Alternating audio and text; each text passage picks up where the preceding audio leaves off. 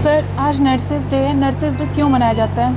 Nurses day, आप सबको शुभकामनाएं। Happy nurses day to all of my nursing officers. अब मैं आपको नर्सिंग डे का इतिहास बताऊंगा। इसके लिए हम लोग को काफ़ी पहले जाना पड़ेगा, करीब 200 साल पहले जाना पड़ेगा। 12 मई सेलिब्रेट किया जाता है एज ए नर्सेज डे। कब से? 1974 से। 1974 का मतलब है लगभग 52 साल पहले मान्यता मिली कि नर्सेज भी समाज की एक महत्वपूर्ण कड़ी है और उनको भी सम्मान मिलना चाहिए। उनके लिए एक दिन हमको जो है करार देना चाहिए। क्यों 12 मई डेट दिया गया? क्योंकि 12 मई बर्थडे है। किसका बर्थडे है? Florence Nightingale. फ्लोरेंस नाइटिंगेल कौन थी? आपकी दोस्त थी? नहीं, आपकी नहीं थी। आपकी सीनियर थी, हम सब की सीनियर थी। और वो एक ऐसी नर्स थी जिन्होंने पूरे विश्व में एक तहलका मचा दिया। क्या उन्होंने तहलका मचाया? कब पैदा हुई? तो जो फ्लोरेंस नाइटिंगेल थी, उनका जन्म हुआ 12 मई 1820 में और मृत्यु हुई उनकी अगस्त 1910 में। तो वो लगभग 90 साल से ज्यादा जी, उस जमाने में 90 साल से ज्यादा जी। अब क्या हुआ कि 1953 में जो यूनाइटेड स्टेट्स ऑफ अमेरिका का हेल्थ डिपार्टमेंट है, जो नर्सिंग में बहुत ही तेज काम करता है, सबको रिकॉग्नाइज करता है, वो एक आवेदन लेके अमेरिका के राष्ट्रपति के पास गया। और उस समय अमेरिका के राष्ट्रपति का नाम था डी वाइट डी एसेलहोवर। और उनसे कहा कि साहब, जैसे डॉक्टर्स डे होता है, मदर्स डे होता है, फादर्स डे होता है, नर्सेज डे भी होना चाहिए। नर्सेज की बहुत अहम भूमिका है मरीज की जान को बचाने में। पर उन्होंने इसको टर्न डाउन कर दिया। 1953 में उन्होंने मना कर दिया, कहा ऐसे दिवस की कोई जरूरत नहीं है। पर जो मिनिस्ट्री ऑफ हेल्थ थी, नर्सिंग काउंसिल थी, सब लगी रही और लग करके इन्होंने 1974 में इसकी मान्यता को एक हर देश में और WHO से मान्यता ली कि भाई 1974 से इस दिवस को माना जाएगा। अब जो आपकी सिस्टर नाइटिंगेल, फ्लोरेंस नाइटिंगेल थी, इनका दूसरा नाम क्या है? इनको क्या और कहा जाता है? इनको कहा जाता है, क्या कहा जाता है बताइए? Lady with the lamp. तो लेडी विद द लैम्प क्यों कहा जाता है, कोई बताएगा? एक बार जब वॉर हुआ था, हाँ, तो पेशेंट वहाँ पे मतलब बीमार थे, तो उन्होंने क्रीमियन वॉर, क्रीमिया के अंदर वॉर में जो फ्लोरेंस नाइटिंगेल थी, उनकी ड्यूटी लगाई गई। वो नर्सिंग इंचार्ज थी।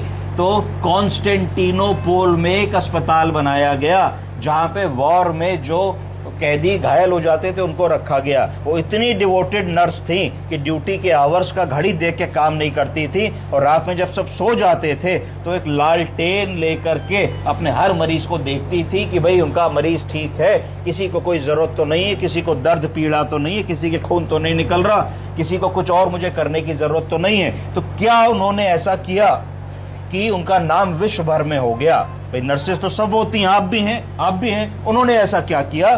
तो उन्होंने उस जमाने में क्या किया कि उन्होंने डेथ रेट इंप्रूव कर दिया। कि अगर मान लीजिए आर्मी के युद्ध में 10 जवान घायल होते थे तो 10 में से 6 मर जाते थे, 4 ही बचते थे। उन्होंने उल्टा कर दिया, उनके 7 बचने लगे और डेथ रेट कम हो गया। तो उन्होंने क्या किया? उन्होंने इंप्रूव की हाइजीन और लिविंग स्टैंडर्ड्स को।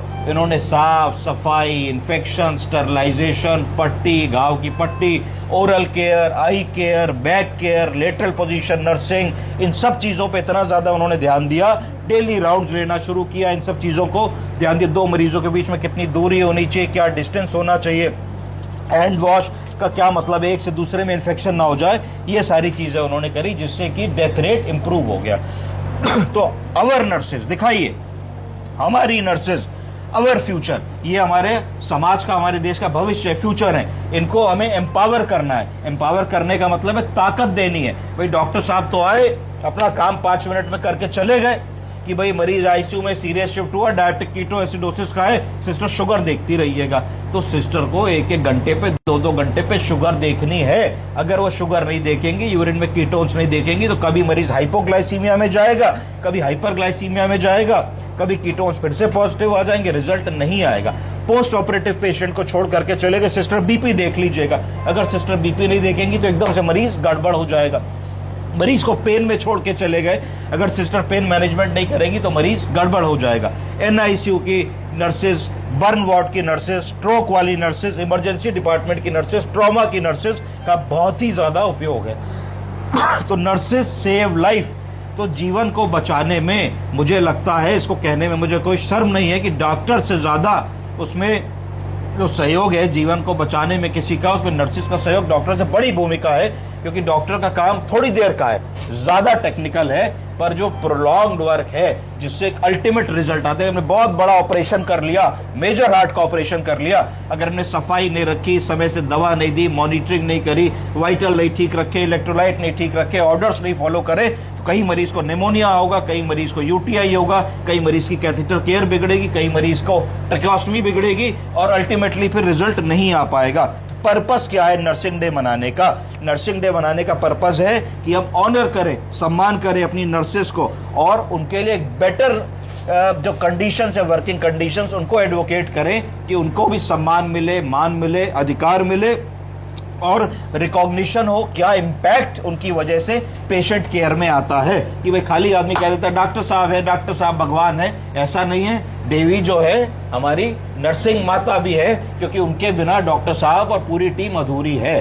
तो आज पुनः आपको नर्सिंग डे की बहुत बहुत शुभकामनाएं और ये दिन आपके लिए शुभ हो और आप फ्लोरेंस नाइटिंगेल जैसे बड़े हस्ती वाले लोगों से कुछ वो ले करके इंस्पायर होकर के जीवन में आगे बढ़े। और अगर आप उनका एक 5, 10, 20, 30% भी अपने जीवन में रेप्लिकेट करेंगी तो आप एक बेहतर नर्स बन पाएंगे। धन्यवाद।